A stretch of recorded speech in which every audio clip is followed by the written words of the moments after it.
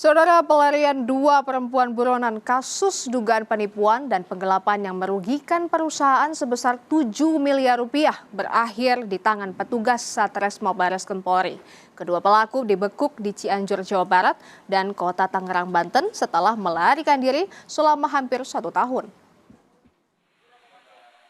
Perempuan berinisial ADM ini tidak berkutik saat diringkus petugas Unit 3 Satreskrim Barreskrim Polri di kawasan perumahan Duta Metropolis Residence, Cugenang, Cianjur, Jawa Barat.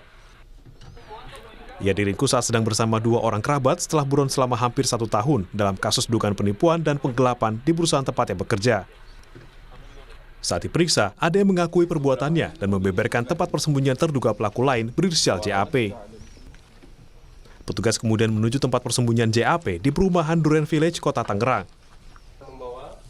JAP yang sedang bersama sang suami di rumahnya tidak berkutik ketika petugas membeberkan keterlibatannya dalam kasus yang sedang diselidiki petugas. ADM dan JAP merupakan asisten manajer dan staf pada divisi distribusi PT HSJ yang berkantor di Jakarta Barat. Dari hasil penyelidikan, kedua terduga pelaku beraksi dengan modus membuat rencana strategis dan proposal event peluncuran produk. Akibat perbuatan keduanya, perusahaan rugi hingga 7,2 miliar rupiah. Pada saat itu statusnya masih saksi. Jadi berawal dengan adanya permohonan bantuan dari Polres Metro Jakarta Barat dengan menyertakan surat perintah membawa saksi.